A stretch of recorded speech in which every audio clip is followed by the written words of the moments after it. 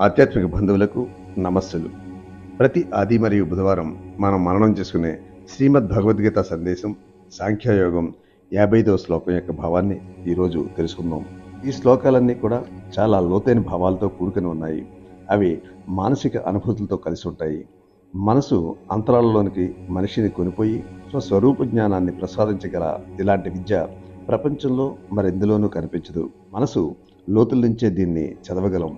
పాశ్చాత్యులు ఈ జ్ఞానాన్ని ఆశ్చర్యంగా చూస్తున్నారు. సెగ్మెంట్ ఫ్రాయిడ్ చేత చేతన మెదడు, దానినే కాన్షియస్ మైండ్, అవచేతన మెదడు, సబ్ కాన్షియస్ మైండ్ పరిశీలించబడ్డాయి. ఈ పరిశీలన సరైన దృక్పథంలో జరగలేదు. దాన్ని ఫ్రాయిడనిజం అంటారు. పాశ్చాత్యులు లోపభూయిష్టమైన ఈ అవగాహనను తొలగించుకోవాలనుకుంటున్నారు. ఫ్రాయిడ్ చాలా కొద్దిగానే అవచేతన మనస్సును చూడగలిగాడు. అందులో చెడు, శృంగారం, దౌర్జన్యాలన్నింటినీ అతను చూశాడు. వీటినే అతడు చూడగలిగాడు, కానీ అంతకు మించి వాటిని ఏమీ చూడలేదు. ఆయన శిష్యుడు కార్ల్ యాంగ్, అమెరికా మనోవిజ్ఞాన శాస్త్రవేత్తలు అడ్లర్, అబ్రహాం మాస్లో తదితరులంతా తర్వాత కొంత లోతుకు వెళ్ళి అవచేతన మనసులో ఆ చెడును కాకుండా వేరే ఏమైనా చూసి చెప్పగలిగాలని ప్రయత్నిస్తున్నారు. వారు మన ఆధ్యాత్మిక జ్ఞానంతో ఈ విషయంపై అవగాహనను పెంచుకుంటున్నారు. ఈ విషయంలో పాశ్చాత్యులు చక్కని కలయికతో పని చేయవచ్చును. మనిషి వివేక విచక్షణలు కలగలిసిన బుద్ధి ద్వారా నిశ్చల మనస్కుడవుతాడు. ఈ భావన్నే ఈ శ్లోకం బోధిస్తుంది. ఈ జ్ఞానం చాలా సాధన చేశాక వస్తుంది. పసిపిల్లల మనస్సులు ప్రతిదానికి ఎప్పుడు బయటికి పరుగులు పెడుతుంటాయి. కానీ ఎదిగిన మనసుకు తనలోని దివ్యత్వానికి బాహ్యంగా ఏదీ సాటి రాదన్నది అవగాహనకు వచ్చి బయటికి పరిగెత్తకుండా తనలోనే ఉంటుంది. గొప్ప ఆశయసిద్ధి లభించినట్లు అవుతుంది. కానీ చాలామంది దీన్ని పొందలేరు. ప్రాపంచిక వస్తువులు వద్దు అనుకున్నంత మాత్రాన స్థితప్రజ్ఞులు కాలేరు. అది ఒక నిరాశభావం. శారీరక సంబంధమైన వ్యాధి వల్ల కూడా ఈ విధంగా చేయవచ్చు. పిచ్చి ఆసుపత్రిలో ఎక్కువ మంది నాకేమీ వద్దు అని మూల కూర్చుని వారిలో వారే ఉంటారు. అయితే వారు అంతా కూడా స్థితప్రజ్ఞుల, వారు ఆ కోవకు చెందిన వారు కానే కాదు. ఆది శంకరాచార్యులు మొదటి పంక్తిలో చెప్పింది సరిపోదు అని రెండవ పంక్తికి వచ్చారు. ఆత్మని ఏవ ఆత్మనా తుష్ట, తన నిజ దివ్యస్థితిలో ఆత్మలో ఆనందిస్తూ ఉంటాడు. అందువల్ల నాకేమీ అవసరం లేదు అన్న ధోరణిలో ఉంటాడు. ఇది సహజమైన త్యాగం అవుతుంది. నా వద్ద అనంతమైనది ఉండగా ఈ స్వల్పమైనవి నాకేం చేస్తాయి, నాకెందుకు అవి అని ఆట పూర్తి అయ్యాక ఆట వస్తువులను పిల్లలు పారవేసినట్లు ఆ వ్యక్తి కూడా తక్కిన వాటినన్నింటినీ పారవేస్తాడు. ఈ స్థితిలో బాహ్యమైనవి ఏవి అతనికి ఆకర్షించలేవు. ఈ మార్పు ఏదో కష్టం మీద అతనికి రాదు, చాలా సహజ రీతిలో కలుగుతుంది. అనంతమైన శక్తి నుంచి ఈ విధమైన అనంత ఆనందం ఉత్పన్నమవుతుంది. ఈ వైరాగ్యం సహజంగాను తనంతట తానుగాను వస్తుంది. స్వామి రంగనానంద ఒక యూరోపియన్ క్యాథలిక్ సెయింట్ కథ చెప్తూ ఉంటారు. అది చాలా పురాతనమైంది. ఒక సాధువుకి ఒక న్యాయమూర్తి స్నేహితుడయ్యాడు. ఆయన అతని స్నేహితునితో, నేను చనిపోయేలోపు నా ఆస్తులని ఆ సాధువుకు ఇచ్చేయాలనుకుంటున్నాను అని చెప్పాడు. ఆ స్నేహితుడు వెళ్ళి ఆ సాధువుతో ఆ సంగతి చెప్పాడు. ఆ సాధువు ఏమన్నాడు అని మరలా అడిగాడు. తను చనిపోయేలోపు మొత్తం ఆస్తినంతా మీకు ఇస్తానన్నాడు. ఏమిటి, అతనికన్నా ముందు నేను చనిపోయానన్న సంగతి అతనికి తెలియదా అని ఆ సాధువు అన్నాడు. ఎంత చక్కని భావాన్ని వ్యక్తం చేశాడు. సహజ స్థితి అంటే అది ఎవరో చెప్పింది కాదు, తన అనుభూతి, భక్తే ఆ మాటలను అనిపించింది. తాను గొప్ప ఆనందాన్ని పొంది ఉన్నాడు కాబట్టి భక్తితో అలా చెప్పగలిగాడు. అతని జీవాత్మ పరమాత్మలో తృప్తి చెంది ఉంది. స్థితప్రజ్ఞ ఉచ్యతే, అప్పుడు స్థితప్రజ్ఞుడని పిలువబడతాడు. ఈ బాహ్య కోరికలు అన్నీ తొలగించబడ్డాయి. మనసును నేను అనంత స్థితిలో నింపి ఉంచాను. నా హృదయంలో కోరికలకు స్థానం లేదు అన్న భావన ఏర్పడినప్పుడు ఏ విధమైన కోరికలు మనసులో చొరబడవు. ఈ విషయాన్ని పలు విధాలుగా చాలామంది ప్రతిపాదించారు. ప్రత్యేకంగా బృహదారణ్యక ఉపనిషత్తులో 3 మాటలు ఉన్నాయి. అప్తకామ, ఆత్మకామ, అకామ అని 3 విధాలుగా వివరించారు. అప్తకామ, నీ కోరికలన్నీ పూర్తిగా తృప్తిగా తీరిపోయాయి. ఏ విధంగా? ఆత్మకామ, ఆత్మ అనుభూతిలోనే ఆప్తకాముడివయ్యావు. ఆ అనుభూతితో అకామ కాగలిగావు. నీకు ఇంకా ఎటువంటి కోరికలు ఉండవు. ఈ స్థితిని వివేకం వల్ల పొందగలుగుతాము. నేను ఈ చిన్న మనోదేహ వ్యవస్థను కాదు, నేను అనంత ఆనంద దివ్యస్వరూపాన్ని అన్న అనుభవం కలుగుతుంది. మన పరిమితులు గల జీవన విధానంలో కూడా ఈ విధమైన ఆలోచన చాలా శక్తివంతంగా ఉంటుంది. ఎవరికి వారే తమను తాము అల్పులుగా భావించుకోకుండా, నేను స్వతంత్ర దేశంలో పౌరుణ్ణి అన్న భావంతో ఏ ఉద్యోగం చేస్తున్న వ్యక్తి అయినా తనను తాను ఒక సేవకుడిగా భావించి తన వృత్తిని సేవాభావంతో చేపట్టినప్పుడు ఆ పనికి చాలా విలువ వస్తుంది. ముందు మనల్ని మనం గౌరవించుకుని తర్వాత వృత్తికి గౌరవాన్ని తీసుకురావాలి. అలా కాక ముందు వృత్తి విలువను చూసి తర్వాత మనల్ని అంచనా వేసుకుంటే అల్పులుగా మిగిలిపోతాము. అందుచేత మనల్ని మనం చేసే వృత్తి ద్వారా అంచనా వేసుకోకూడదు. మనిషిగా, స్వతంత్ర దేశ పౌరుడిగా మన స్థాయి అందరితో సమానమే. ఒక వ్యక్తి గుమస్తా పని చేస్తున్నంత మాత్రాన తనను తాను అల్పుడిగా భావించుకోకూడదు.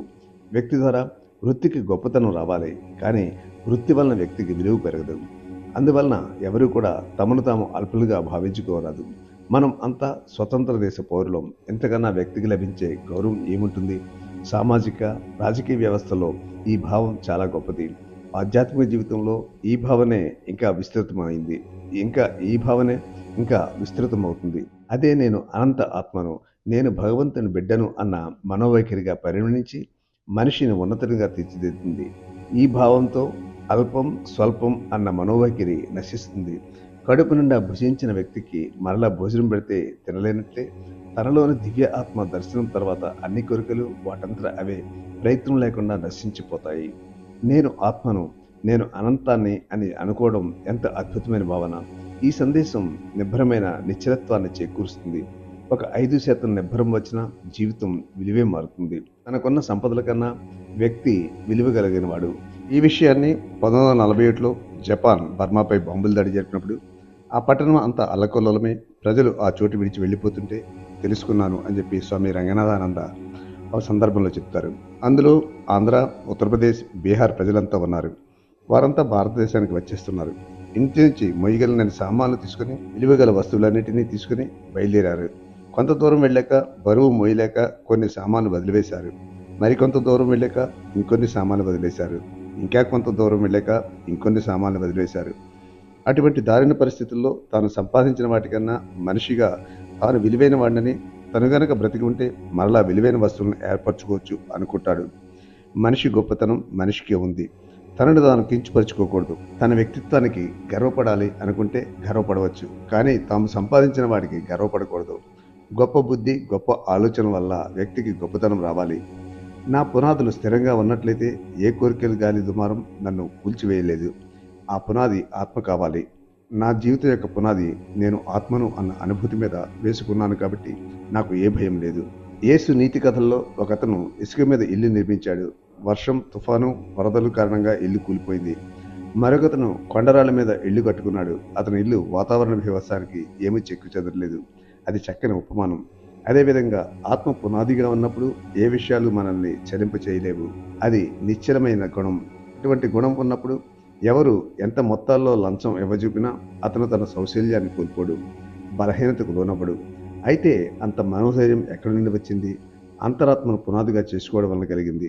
దీనిని ఏమాత్రం తెలుసుకోలేని వ్యక్తి ఒక 5 రూపాయలకు కూడా అల్పబుద్ధిని ప్రదర్శిస్తాడు. కాబట్టి మనిషికి ఉన్న వ్యత్యాసం ఇది. ఒకటి దృఢమైంది, మరొకటి ఒట్టి డొల్ల. కొద్ది గాలి వచ్చినా అది పడిపోతాయి. ఇవన్నీ ప్రజలు అర్థం చేసుకుని వాటిలో జీవించాలి. మనిషి తాను సృష్టిలో ఒక అల్పజీవి కాదు అని గుర్తించాలి. ఆత్మన్యేవాత్మన తుష్ట. ఆత్మలోనే ఆనందాన్ని అనుభవించే వ్యక్తి హృదయం లేనివాడుగా ఉండలేడు. ఆనందం, ప్రేమ, దయ కనుక అతనిలో ఉంటే నిజమైన సాధువుగా భావించవచ్చు. ఈ లక్షణాలకు విరుద్ధంగా గనక ఏ సాధువు అయినా ఉన్నట్లయితే అతనిలో ఏదో లోపం ఉండి ఉంటుంది. ఎప్పుడూ చిరునవ్వుతో కూడిన ఆనందంతో ఉండే సాధువు నిజమైన సాధువు. సాధువు అంటే ఇక్కడ సన్యాసి అనే అర్థం కాదు. ఆ చిరునవ్వు, ఆనందం తనదైన దివ్యత్వం నుంచే ఆవిర్భవించింది. ఆ దివ్యత్వం ఎప్పుడు వ్యక్తిని పరిపూర్ణంగా ఉంచుతుంది. ఆది శంకరాచార్యుని వివేక చూడమని శ్లోకంలో నిర్ధనోపి సథాతుష్ట ఆపి అసహాయో మహాబలః నిత్యతృప్తోక్తి అభుంజోనో అపి అసమః సమదర్శన. ఇది ఎంత చక్కని భావమో చూడండి. నిర్ధనోపి సథాతుష్ట, ధనం లేకున్నా ఎప్పుడు ఆనందంగా ఉంటాడు. అసహాయో మహాబలః, వెనుక ఏమీ సైన్యం సహాయం లేకున్నా, కండలు తిరిగిన మనగాళ్ళు తన వెంట లేకున్నా అతను చాలా బలీయుడిగా ఉంటాడు. నిత్యతృప్త అపి అభుంజం జానో, ప్రాపంచిక సుఖాలు అనుభవించుకున్నా అతను ఎప్పుడు ఎంతో తృప్తిగా ఉంటాడు. అసమ సమదర్శిన, కొండంత బలమున్నా అందరినీ సమంగా చూస్తుంటాడు. మహాత్మా గాంధీని ఆ రోజుల్లో ఈ లక్షణాలని కలిగిన వ్యక్తిగా చాలామంది చూశారు. ఆధ్యాత్మికంగా, మేధస్సులో, రాజకీయంగా అన్నిటిలోనూ గొప్ప వ్యక్తి అయినా తాను ఎప్పుడూ తన చుట్టూ ఉన్న పిల్లలతో పిల్లవాడిగా ఉండేవాడు. ఇటువంటి గొప్పతనాన్ని ఆధ్యాత్మికమైన గొప్పతనంగా భావిస్తారు. సాధారణమైన గొప్పతనం ఈ రకమైన విలువను పెంపొందించలేదు. మొదటి శ్లోకం ఈ ఉద్దేశంతో పోల్చి చెప్పింది. ఈ సత్యాన్ని తెలుసుకున్నాక మనకు సంపాదన ఉన్నా మనం దానికి బానిసలుగా ఉండం. గీత ఈ విషయాన్ని స్పష్టంగా తెలియజేస్తుంది. జీవితం పైకి మామూలుగానే గడుస్తుంటుంది, కానీ చాలా అర్థవంతంగా ఉంటుంది. నేను డబ్బు కొరకు ఏ వ్యక్తిని హాని తలపెట్టలేను. ధనం విలువ నాకు తెలుసు. మనిషి విలువను ధనంతో ముడిపెట్టలేము. ఈ విధమైన భావనలతో మనిషి ఉన్నత స్థాయికి ఎదుగుతాడు. జీవితంలో చిన్న మార్పు కూడా అనంతమైన ఆనందాన్ని తెస్తుంది. కొద్ది డబ్బు కొరకు కుటుంబాల్లో పోట్లాడుకోవడం ఘోరమైన పరిస్థితి. తోడబుట్టిన వారు అంతా డబ్బు కొరకు ఘర్షణ పడుతుంటారు. జీవితం అశాశ్వతం, అది నిరంతరం మార్పు చెందుతూనే ఉంటుంది అని తెలిసి కూడా మనం ధనం వెంట అపేక్షతో పరుగు పెడుతుంటాం. స్వామి రంగనాథానందకు ఒకసారి ఒక పని మనిషి ఇలా చెప్పింది. మా ఇంటి వద్ద ఒక ముసలమ్మ చావుకు సిద్ధమై ఉన్నప్పుడు ఆమె నలుగురు కొడుకులు ఒకరి తర్వాత ఒకరు ఆమె వద్దకు వెళ్ళి డబ్బు ఎక్కడ దాచావు అని అడుగుతూ మరణ సమయంలో కూడా ఆమెకు శాంతి లేకుండా చేశారు అని. అలా కాకుండా వైధవ్యం ప్రాప్తించిన చెల్లెలికి కించకు, నేను నీకు అండగా ఉండగలనని చెప్పే సోదరుడుంటే ఎంత బాగుంటుంది ఈ సమాజం. కొంత ఆత్మజ్ఞానం కనుక ఈ సమాజంలో ఉంటే అల్పమైన బుద్ధులు నశిస్తాయి. మనందరికీ ఈ స్థితప్రజ్ఞ మనోవైఖరి కావాలి. గాంధీజీ ఆశ్రమంలో స్థితప్రజ్ఞ శ్లోకాలు నిత్యం చదువుతుండేవారు. వాటిని ధ్యానం చేస్తుండేవారు. కోరికలన్నీ త్యజించడం అంటే విరక్తి భావంతో ఉండడం కాదు. అన్నిటికన్నా అద్భుతమైన దాన్ని తనలోనే పొంది ఉన్న కారణంగా చిన్న చిన్నవన్నీ వాటంతటికవే కనుమరుగవుతాయి. అందువల్ల మనిషి ఆత్మయందే సంతుష్టుడు అయి ఉంటాడన్నది ఈ శ్లోకం చెప్పే భావం. ఇప్పుడు తర్వాత శ్లోకం ఏమిటో వచ్చే వీడియోలో మనం తెలుసుకుందాం.